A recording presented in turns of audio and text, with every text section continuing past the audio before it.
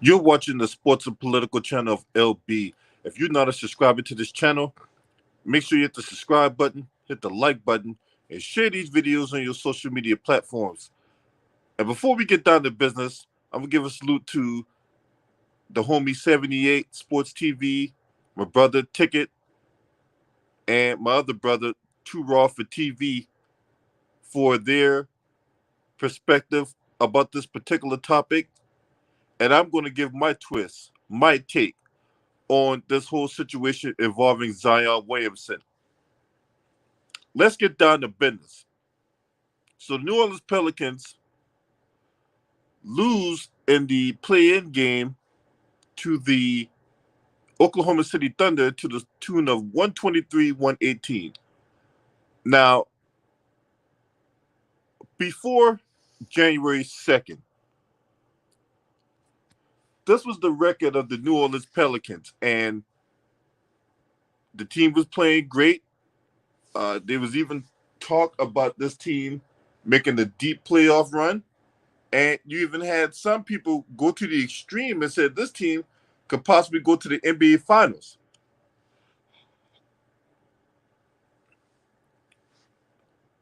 Now, this is when Zion Williamson was playing with the New Orleans Pelicans.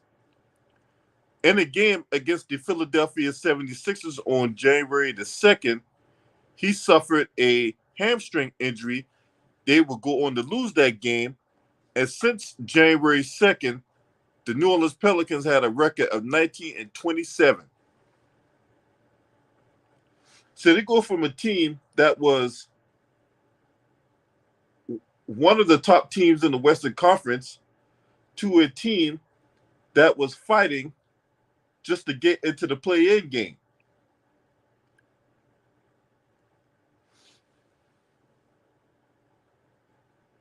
Salute to you, CB Sports TV. Salute to my brother in the building. And while other people might say that, oh, well, it's the defense and, guys wasn't rotating and, we just wasn't good enough and all that. But a lot of that have to do with the fact that the main cog, Zion Williamson, was not there. Now, there's a lot of rumors going around, and one rumor, Skip Bayless. Now, for public disclosure, I do not like Skip Bayless. He's a racist troll, and I have absolutely no respect for that white supremacist. That being said, he mentioned something about Zion Williamson's stepdaddy playing the role of puppet master behind the scenes. And I don't know if there's any truth to that, but going off of what happened last year, and there were reports about family getting in the way of Zion Williamson's career, there's that old saying, where there's smoke, there's fire. Right? There's that old saying, where there's smoke, there's fire. And another thing a good friend of mine will always say is the best ability is availability. And one thing that Zion Williamson, through all his talent, through all his explosiveness, he was not available. Whether it be due to injury, whether it be to whatever is keeping him out. But he said something. Zion Williamson said something recently that really rubbed me the wrong way. He really rubbed me the wrong way by what he said recently. And I'm going to get to that.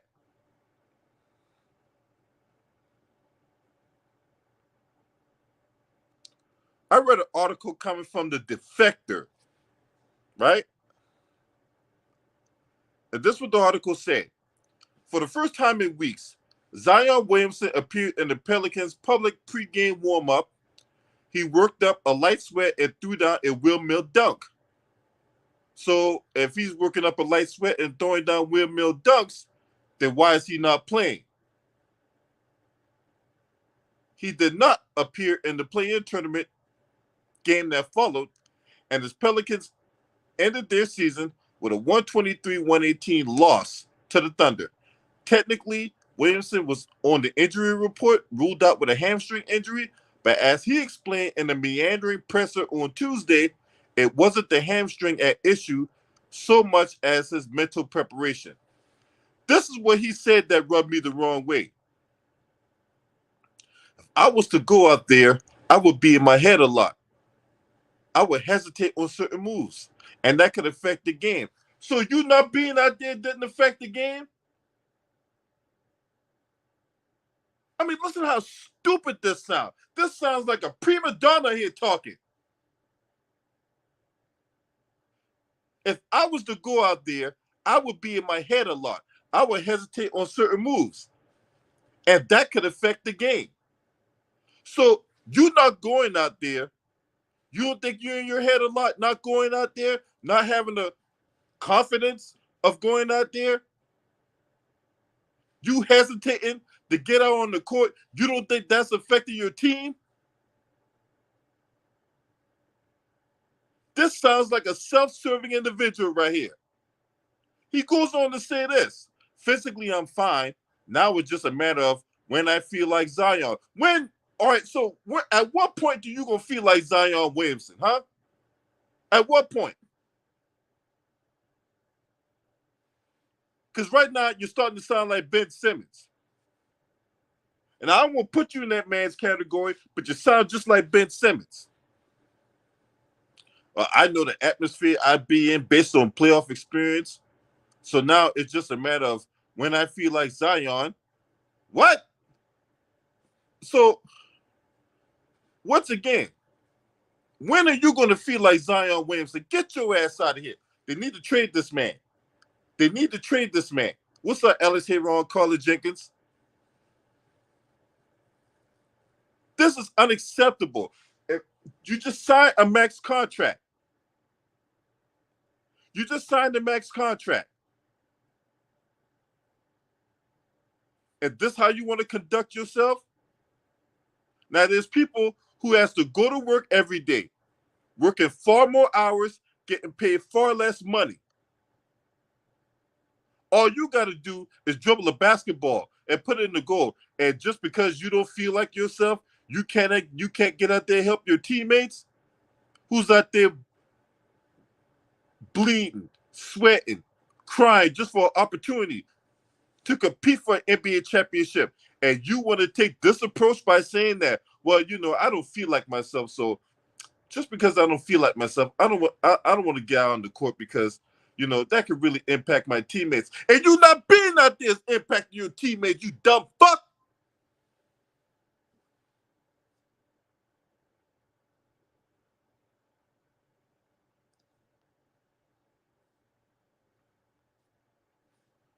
And I got really mad when he said that because coming out of the year he played at Duke, in which I believe Duke should have won a national championship, but no thanks to R.J. Barrett, they end up getting eliminated in the Sweet 16 by Michigan State. But coming out of that year he had at Duke, I was one of the ones that was singing his praises, saying that this guy is going to be the next big thing, that he was going to be the real deal Holyfield. And you make me look like an idiot because you forgot where you came from. Zion Williamson, you forgot where the fuck you came from.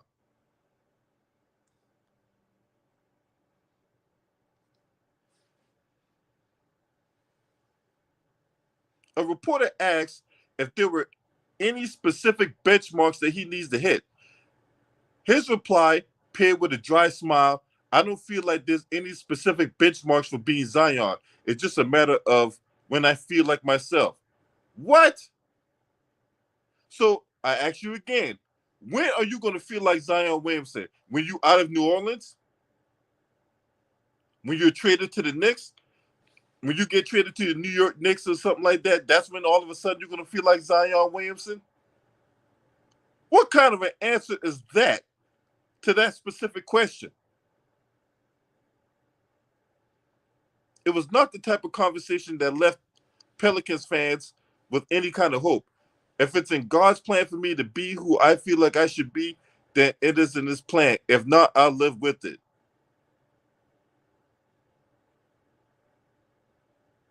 Now, this dude has only played in 114 games over the course of 4 years.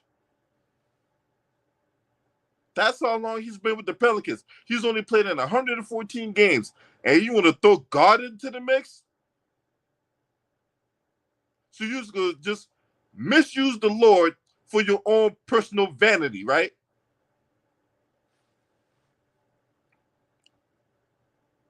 Well, if it's in God's plan for me to be who I feel like I should be, that's so narcissistic. I don't know what to make of that.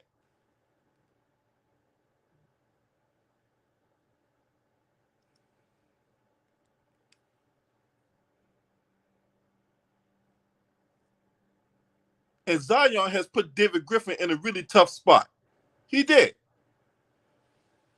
Now, speaking of the Pelicans executive, vice president of basketball operations, he did identify some of those benchmarks that, while he explained that Williamson would miss the play-in tournament, Griffin said on April 7th that Williamson's return hinged on 2 things coming into alignment: the objective metrics and how he feels. What are those objective metrics? Does it have anything to do with that weight clause you put in his contract? Huh? Does it have anything to do with that weight clause that you put in Zion Williamson's contract? Because to me, that's why I think Zion Williamson is acting like this. What's up, the underrated darkness? Salute to my brother. Go subscribe to my brother, the underrated darkness. What's up, Choco Taco? It also known as A Santana. Salute to you, right? Because see, these athletes, these beta males, these weak ass motherfuckers out here want to hide behind this whole thing about mental health, right? They want to hide behind this thing about mental health. There's people that's really going through shit right now in their life.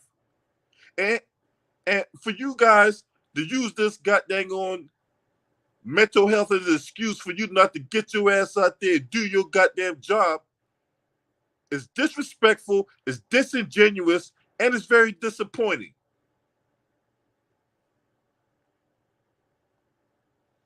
If you want to donate in the Cash App, there's my Cash App, there's my PayPal. Also, you make sure you hit that like button as you come on in. Make sure you just subscribe to this YouTube channel, because this YouTube channel is going to give you the real, raw, unadulterated truth.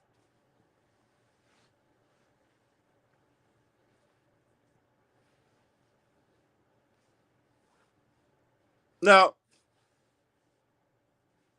let's continue on.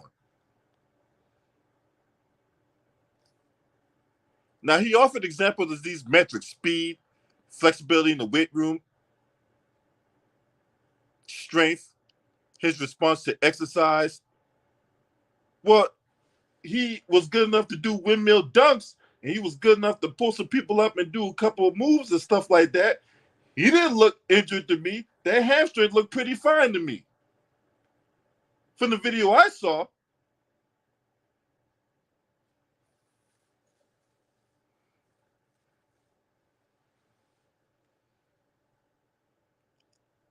the implication was that Williamson is gritting up fine all these measures. Okay, so if he's gritting up fine all these metrics, why is he not on the court? And I don't want to hear this, oh, well, I don't really feel like myself. Well, I don't feel like getting out of bed most of the time, but I still got to carry my ass to work. I got bad back, strained left knee, and I still able to drag my ass into work for 8 hours, Monday through Friday. And you mean to tell me you've been out since January? You probably ate at all the different restaurants that's out there in New Orleans, because that Creole food out there is very addicting. Shout out to my brother James Hayes, that's out there, right? Well, he's from out there, right? That food can be very addicting, especially that soul food fried chicken that's out there. Woo! Lord have mercy. But I understand. But that's not an excuse for you not to get your ass out there on that court. Your teammates need you. You're supposed to be the face of the city.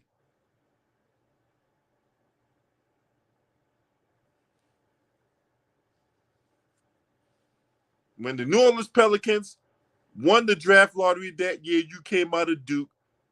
There was a sense of hope.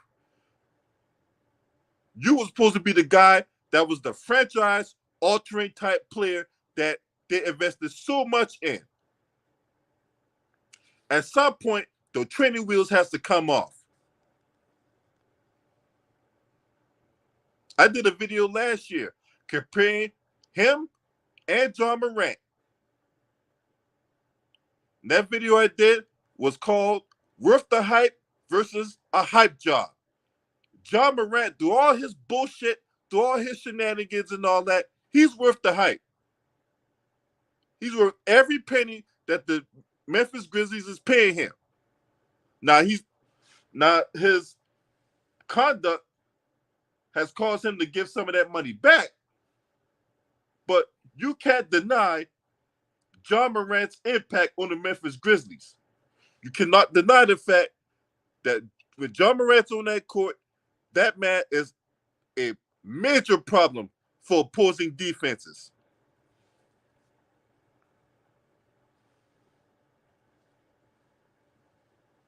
For Zion go, when he played, when he played, he was a beast. Can't take nothing away from him on that. When he got on that court, that man caused major problems. But he hadn't played since January. We forgot what that's like for Zion Williamson to go on the court and just dominate motherfuckers, right? We forgot about that. Now he's on this. Well, I don't really feel like myself, so I'm not going to play, and I'm gonna continue sitting out until I feel like myself. And there ain't really no benchmarks out there. I just don't feel like myself right now. What? Man, you go to your job tomorrow, whether you work at Burger King or you work at an IT office or you work at the police station.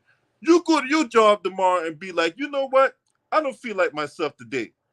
And so physically I feel fine, but mentally I'm just not there. Right? And so while you guys out there busting y'all asses and all that, I'm gonna go ahead and take me a staycation at home. You do that for a while and see how long you keep that job. You keep on doing what Zion Williamson do at your job and see how long before they end up replacing your ass. This is bullshit. This is fucking bullshit.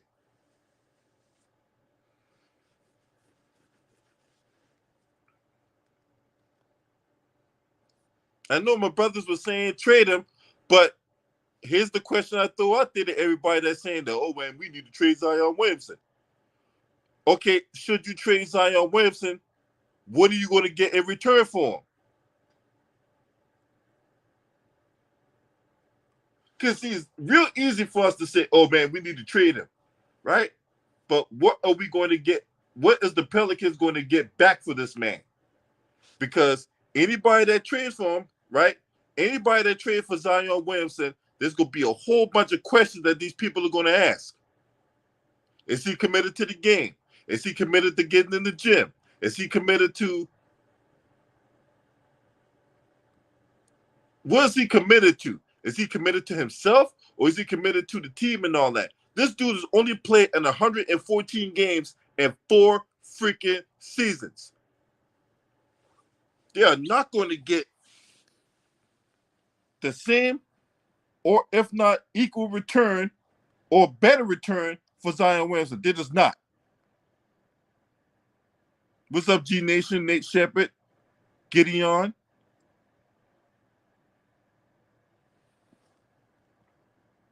So let's continue with this article, right?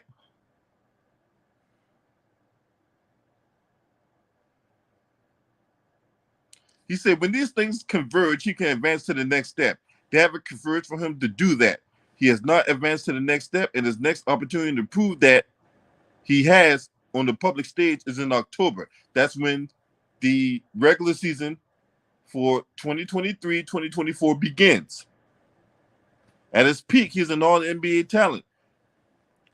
He's about to start a 5-year, $194 million extension, and the Pelicans will get nowhere if they're paying for him and they're seeing little of him on the floor.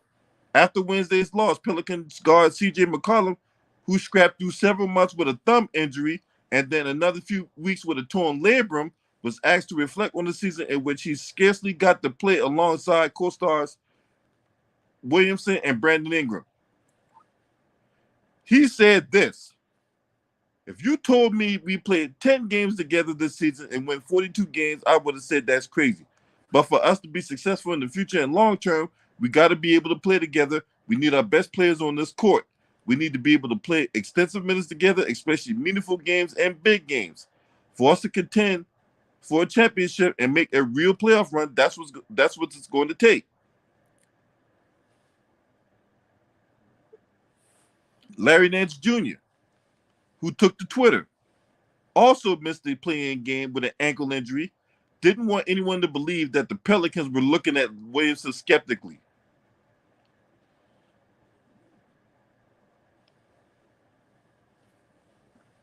This what Larry Nance Jr. said on Twitter.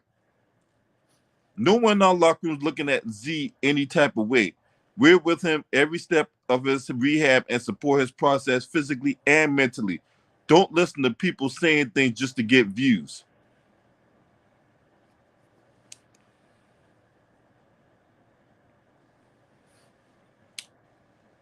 I'm going to take that man's word at face value, right? Because, see, Skip Bayless has reasons to lie. Larry Nance Jr. doesn't. But then again, you're not going to publicly excoriate your teammate either. So, with that being said, I don't know what to believe. So, maybe I'm not going to take what Larry Nance Jr. said at face value. I don't know what to believe. But I'm going to do some digging, and I'm going to get to the truth of the matter. Because that's what I do. I'm going to get to the truth of the matter. Because something's not right around here. Because as much as a troll Skip Bayless is, or whatever like that, you know he has sources. You know he goes around to try to get the information necessary to, to put out every once in a while. So, this is not the cape for Skip Bayless. I don't like Skip Bayless. I don't respect Skip Bayless. I think he's a fucking troll. But there got to be some truth into this thing. There has to be. Anyway, preparation for both elite competition obviously has mental and physical components. Peeling apart cleanly may be impossible, but the agenda isn't trying. As far as I can tell, is to assign blame. The core tenet of sports watching, with the mental physical distinction in hand, an observer might be able to rule on how much Zion's presence or his present struggle to play basketball is out of his control, and how much of it is a simple failure of willpower to get out there. Having the grit, the grind, the lunch pail mentality, that blue collar mentality to get out there and want to work. There are, of course, a lot of strong assumptions about his personal responsibility baked into this, right? And his comment that I don't feel like myself, so I'm not going to get out there, is a strong component of that. Is the player more blameworthy for breaking a metatarsal bone, or he just being depressed? By now, the good beat writers appear to believe that the blame belongs to both the team and its superstar in varying proportion, depending on who you ask. That much seems is hard to deny. Is Zion unable to play because his body isn't built for an 82-game season? If that's true, should he use the tools available to infinitely resource himself to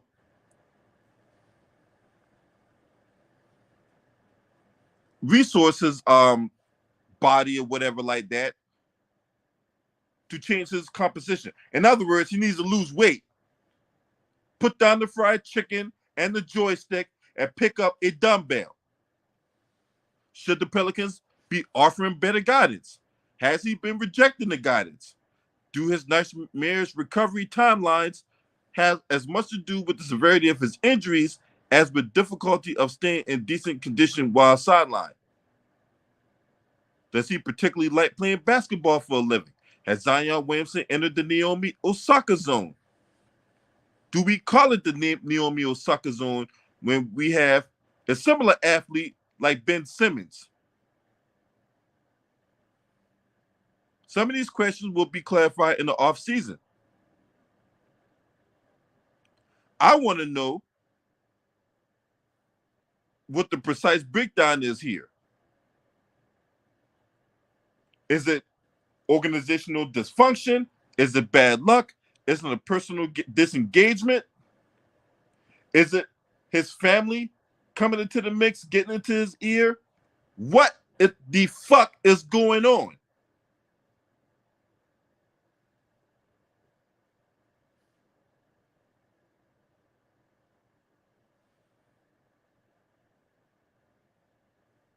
That's the question I have. And there's so many questions regarding this team and this individual.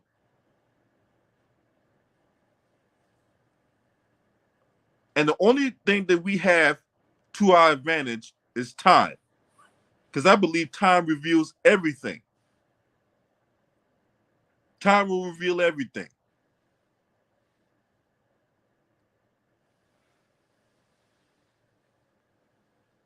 You guys let me know what y'all think in the comment section. If you're not a subscriber to this channel, make sure you hit the subscribe button, hit the like button, and share these videos on your social media platforms. Last but definitely not least, shouts out to the mighty Lions Den basketball community. This your man. Scream at me. Hurt!